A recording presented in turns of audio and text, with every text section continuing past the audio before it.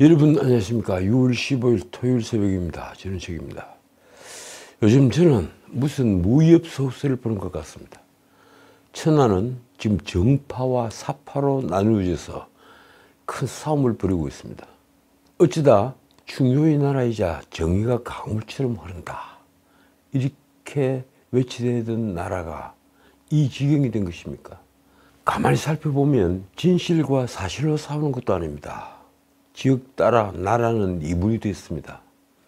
그리고 이제는 세대별로 그리고 성별로도 싸우는 형국이 되었습니다. 적어도 부끄러움을 안다면 이럴 수가 없습니다. 젊은 사람이든 경륜이 있는 나이 든 사람이든 똑같습니다. 부끄러움을 모릅니다. 자신이 저지른 파렴치 범죄를 어찌 모르겠습니까? 이재명은 정말 김문기를 몰랐고 국토부의 협박에 못 이겨서 백운동 부지 용도를 4단계나 상향을 시킨 것일까요?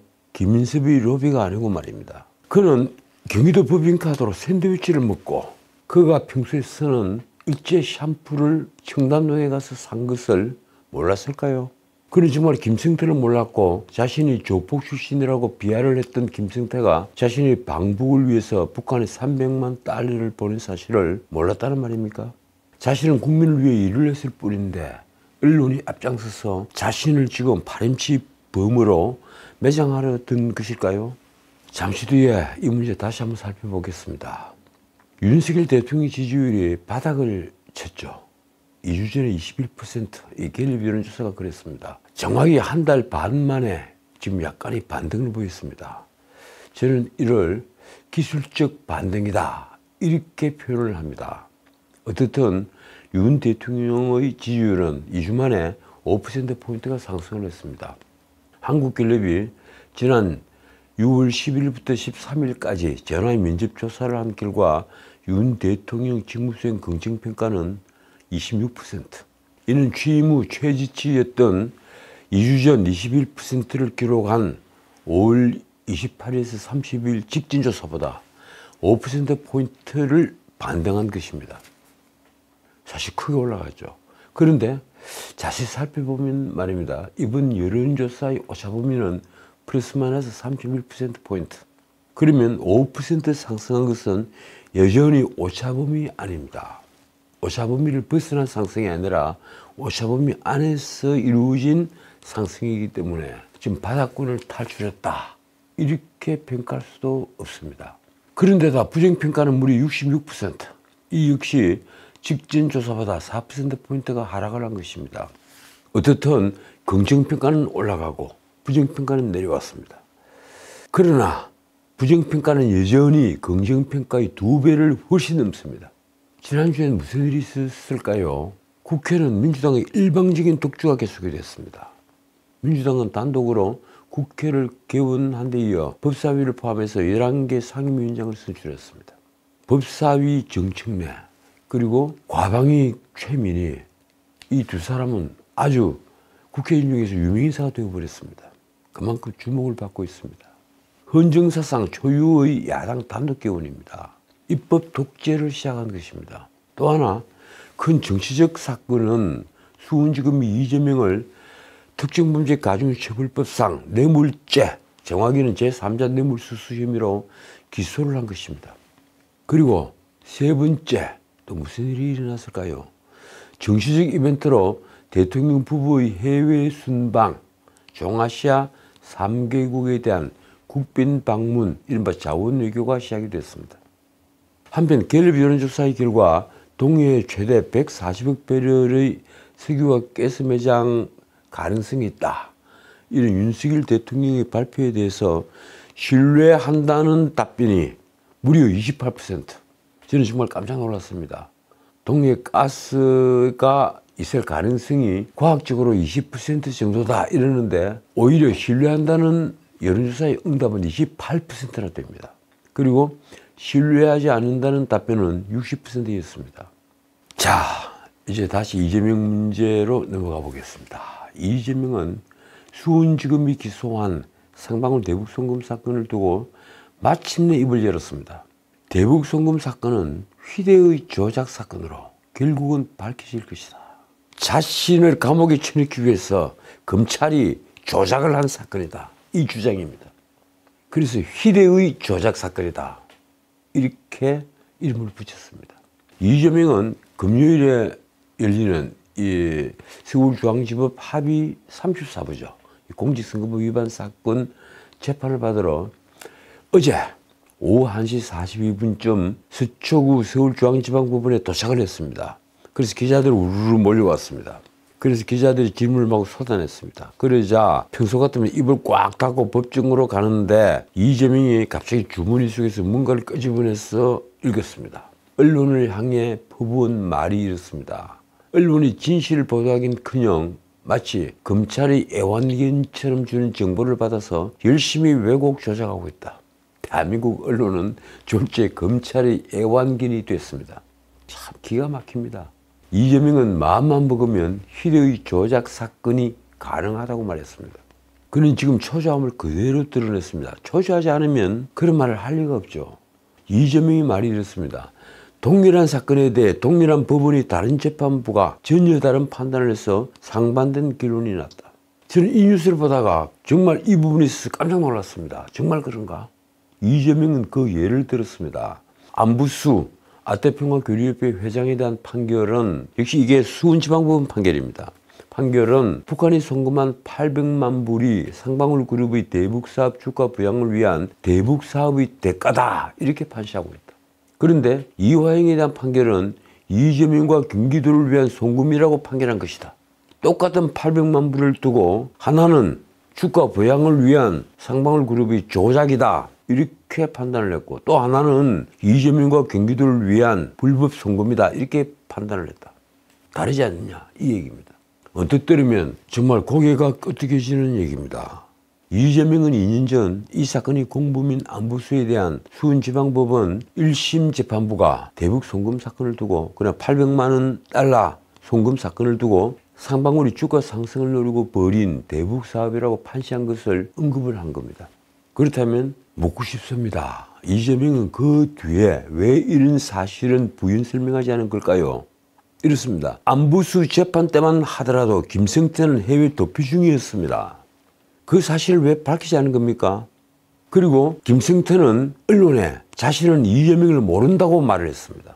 그러니까 당연히 800만 불 송금에 이재명과 연결시킨 점이 없습니다. 그건 우리 상방울이 대북 투자를 해서 우리 주가를 띄워 올리고 하기 위해서 800만 불을 보낸 거다. 이렇게 주장을 한 겁니다. 그 판결 후에 김성태가 잡혔죠. 그리고 800만 달러는 이재명과 경기도를 위해 북한에 지급한 돈인 것을 김성태 스스로 자백을 했습니다. 그리고 그 증거가 다 쏟아져 나왔습니다. 이화영의 증언도 있고 진술도 있고 그리고 심지어 이화영과 김성태가 같이 술자리를 벌인 사진도 있습니다. 그런데도 이재명은 이렇게 말합니다. 또 안부수의 증언 진술이 일정한 시점에서 완전히 반대로 바뀌었는데 그 사이 안부수 딸에 대해 집을 얻어주는 이런 매수 행위가 있었다는 보도가 나왔다. 쉽게 말해서 김성태가 와서 자백을 하고 여러 가지 증거를 내놓았기 때문에 안부수의 말이 바뀐 것이 아니라 검찰이 안부수의 딸에 대해서 뭐 집도 마련해주고 하는 매수 행위가 있었다. 그래서 안부수가 말을 바꿨다. 이런 주장을 하고 있는 겁니다. 정말 놀라운 소설입니다. 검찰이 만약에 안부수 딸에게 집을 사줬다면 그 증거를 있겠죠. 이재명 그 증거를 밝혀야만 합니다. 이재명은 또 국정원 보고서에 상방울이 대북 사업을 위한 송금이다. 주가 조작을 하고 있다는 내용도 있다고 말했습니다. 그 국정원 보고서가 언제 겁니까? 문재인 정부 때 겁니까? 아니면 지금 윤석열 정부 때 국정원 보고서입니까? 문재인 정권 때 보고서겠죠. 있다면 말입니다. 이재명의 어떻게 보면 뻔뻔하다고 해야 할 주장입니다. 국정원 기밀 보고서가 맞겠는가? 아니면 조폭 출신으로 불법 대부업을 운영하다가 처벌받고 주가 조작하다가 처벌받은 부도덕한 사업가의 말이 맞겠는가? 철저히 김성태는 이재명을 그렇게 많이 챙겨주고 대통령 후보 경선할 때 그리고 도지사 출마했을 때 정치자금을 쪼개기 후원금으로 다 넣어줬죠. 그렇게 챙겨드리고 조폭 출신으로 주가 조작이나 하다가 잡혀서 처벌받은 부도덕한 사업가다. 이렇게 비난을 받습니다. 아마 어제 이재명이 한 말을 김성태가 들었으면 김성태는 정말 화가 날 겁니다.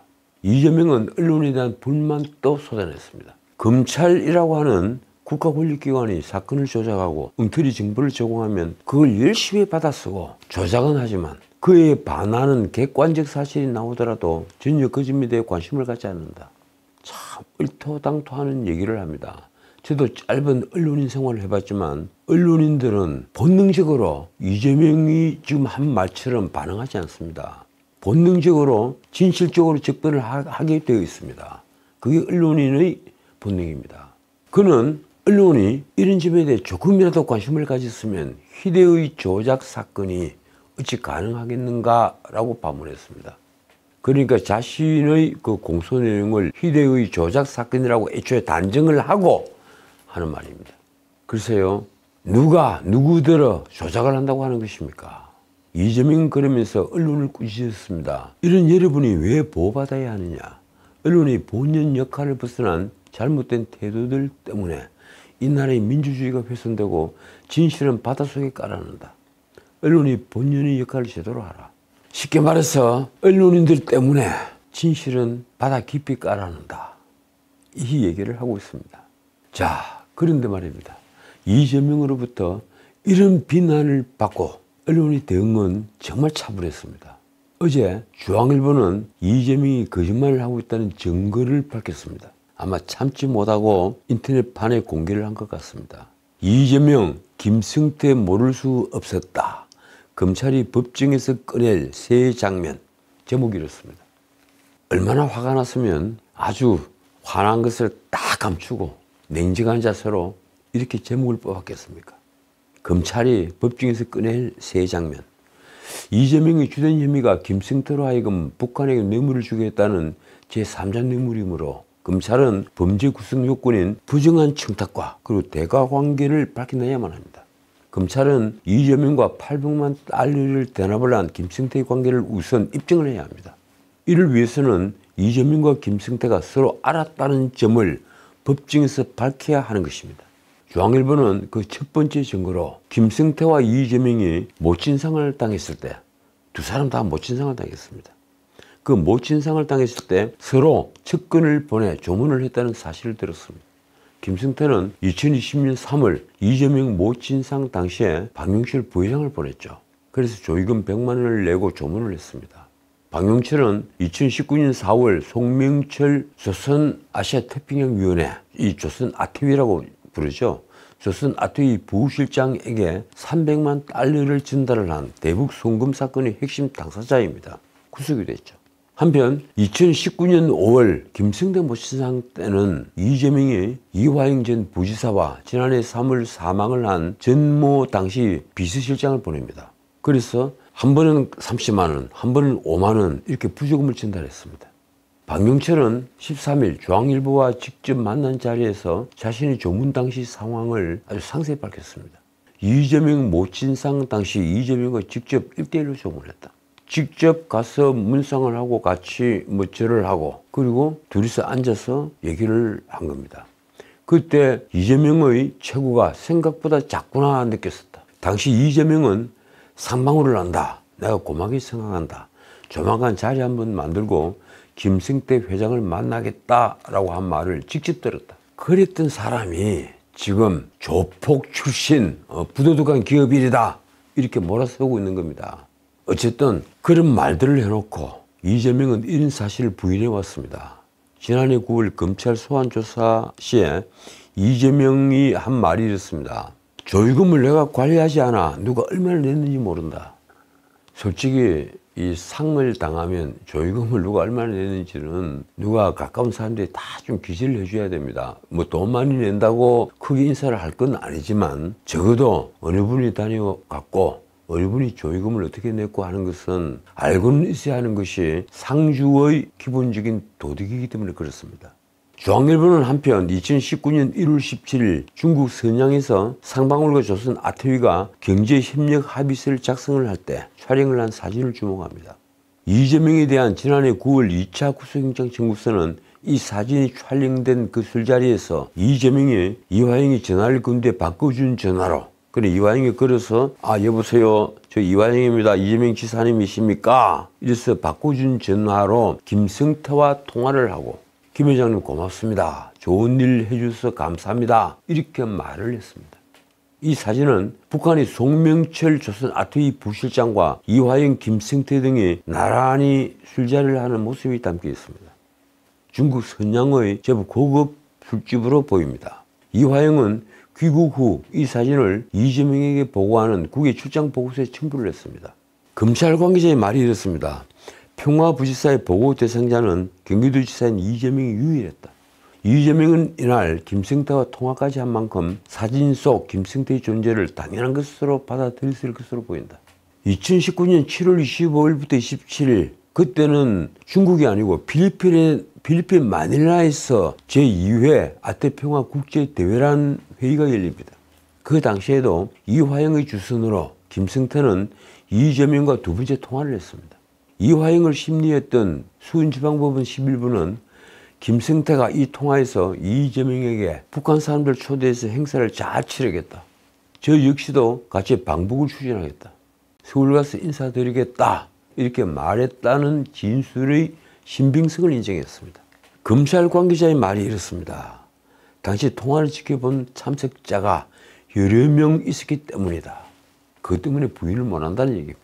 한편 검찰은 별도로 수사 중인 상방울과 KH그룹, 이 KH그룹은 상방울그룹의 바로 상둥이 같은 조폭그룹입니다. 한때 남산의 하얏트 호텔을 먹었죠. 이 상방울 KH그룹 관계자의 쪼개기 후원 의혹도 이재명이 김성태의 존재를 인식해 줄 수 있는 정황으로 보고 있습니다. 무슨 말인가 하면 검찰은 이재명이 2018년 5월 경기도지사 선거 당시와 그리고 2021년 7월에서 8월 민주당 대선 후보 경선 당시 1억 8천만 원에서 2억 1천만 원을 상방울과 KH그룹 임직원 등 명의로 쪼개기 후원을 받았다고 보고 있습니다. 그래서 지금 그 부분을 수사를 하고 있습니다. 검찰은 후원금을 보낸 임직원을 소환해서 진술을 모두 받았습니다. 검찰 주변에서 나온 말입니다. 상방울 계열사 CEO들이 1,000만 원대 후원금을 나눠냈다. 이 돈을 합치면 이재명의 제1후원자는 상방울이었다. 따라서 이재명과 김성태는 서로 알았고 이재명이 승인날에 이화영이 상방울에게 대북사업 우선권을 부여했다고 보고 있습니다. 상방울은 스마트팜 500만 달러 대납의 대가로 대북사업 우선권 및 남북교류협력기금 지원 등을 이화영으로부터 보장을 받았고 이를 부정한 청탁이 있었다는 정황으로 보고 있습니다. 자, 과연 어떻게 해야 될까요? 이재명은 벙벙 뛰겠지만 이제 이재명의 말을 그 소설을 읽어줄 사람은 점점 줄어들고 있습니다. 자, 이제 민주당의 국회 폭주에 관해서 짧게 말씀드리고 마치겠습니다. 14일 민주당은 17일 본회의를 열어서 아직 상임위원장을 선출하지 않은 나머지 7개 상임위 구성을 완료해야 한다. 이렇게 말을 했습니다. 이 말은 바꿔 말하면 국회의장을 압박하는 말입니다. 국회의장이 어제 본회의 여는 것을 사실은 막았죠.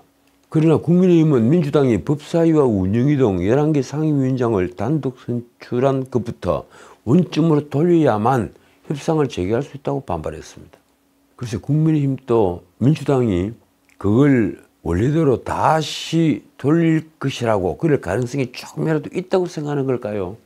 국민의힘 원내대표 추경호는 이날 민주당 원내대표 박찬대에게 원구성 협상을 주제로 국민 앞에서 공개 토론을 하자고 제안했습니다. 근데 민주당 박찬대가 응할 리가 없죠. 박찬대는 공식 답을 하지 않았습니다. 그가 최고위원 회의에서 한 말이 이렇습니다. 국회의장이 이제 결단을 내려줘야 한다. 다음 주 월요일 17일에는 꼭 본회의를 열어서 7개 상임위 구성을 완료할 수 있도록 요청한다. 자신들이 모두 다 독식하겠다 이 주장입니다. 그래서 국민의힘을 급박을 하고 있는 겁니다. 내부 분열을 유도를 하겠죠. 국민의힘에도 상임위원장을 하고 싶어하는 이들은 많이 있으니 말입니다. 상임위원장을 하면 일단 보수가 다르고 차량이 달라지고 그리고 사무실이 달라집니다. 사무실이 엄청나게 크죠. 본관에. 의원회관에 있지 않습니다. 본관에 상임위원장 방들이 다 따로 있습니다. 요즘 야당은 어떻게 하면 윤석열 정부를 와해시킬 수 있을 것인가 여기에 온통 초점을 맞추고 있습니다. 윤석열 정부를 정조준하는 이 특검 사국조 카드를 꺼내 들었습니다. 이 특검 무엇일까요? 바로 최상병 사망사건, 그리고 서울 양평 고속도로 특혜 의혹 같은 김건희 특검, 그것이 두 개의 특검입니다. 그리고 동해 심해 유진 개발, 방송 장악 등등 4개의 국정조사를 동시에 추진한다는 것입니다. 법사위는 전체 회의에서 최상병 특검법을 정책내 위원장 재량으로 배분을 한 소위에 회부를 했습니다. 이처럼 국회 파행이 계속되는 가운데 14일 야당 단독으로 열린 법사위에 박승재 법무부 장관과 신은식 국방부 장관이 불참을 했습니다. 이날 법사위에는 야당 단독으로 열리는데 말입니다. 법무부, 감사원, 공수처, 그리고 헌법재판소, 대법원, 군사법원에 대한 업무보고 입증이 있었습니다. 참 민주당 대단합니다. 단독으로 법사위를 열면서 업무보고를 모두 다 받겠다, 이렇게 치고 나간 겁니다. 그런데 법무부 장관과 국방부 장관이 불출석을 했습니다. 두 장관이 불출석하자 법사위원장 정청래는 아주 놀라운 꾀를 냈습니다. 국무위원이 불출석하거나 불출석할 것으로 예상이 될 때 모두 정인으로 의결을 해서 국회 정문감정법에 따라 처벌하는 절차를 밟겠다. 필요한 경우에 동행명령장을 발부해서 강제 구인하겠다. 이 말이 무슨 말인가 하면요, 정인감정법에 따라서만 처벌을 할 수 있기 때문입니다. 장관이 국회 출석을 하지 않는다고 해서 처벌을 할 수는 없죠. 그런데 그게 정인이 되면, 정인으로 출석을 했는데도 불출석을 하면 그건 처벌이 가능합니다. 고발을 해서 처벌하게 되겠습니다. 일국의 장관을 강제 구인하는 것을 이처럼 쉽게 말하는 정청래가 지금 법사위원장입니다. 한편 법사위와 과방위는 오늘 21일 각각 입법청문회를 엽니다. 법사위는 해병대원 특검법과 관련해서 이 청문회 정인으로 이종섭 전 국방부 장관, 그리고 임성근 전 해병대 1사단장, 바로 문제의 처벌을 하느냐 마느냐 그 문제의 사단장입니다. 해병대 1사단장 등을 부르기로 했습니다. 과방위는 방송 3법과 관련해서 김홍일 방통위원장을 정인으로 채택했습니다. 입법청문회는 국회 상임위원회의 재직위원 3분의 1이 요구하면 법안 심사를 위해 열 수가 있습니다. 한편 국민의힘은 이날 또 의원총회를 열고 김영호 통일부 장관으로부터 최근 남북관계와 북한의 오물풍선 문제 등을 보고받았습니다. 상임위 일정을 거부하고 있는 여당은 최근 장 차관을 의원총회에 참석시켜서 현안 보고를 받고 있습니다. 특위를 만들어 놓고 말입니다. 그런데 언제까지 이럴 수 있을까요? 민주당은 오직 이재명 구하기에 지금 올인을 하고 있습니다. 국민의힘은 그런 이재명 천하를 깨는 그 어떤 비책도 준비하지 못했습니다. 수원지방법원 신진우 부장판사가 그래서 주목을 받고 있습니다. 죄 있는 자에게 벌을 주는 아주 평범한 판사가 지금 스타가 되는 이유는 단 하나입니다. 가진 자, 배운 자부터 나라가 온통 쓰고 있기 때문입니다. 지금까지 전식이었습니다.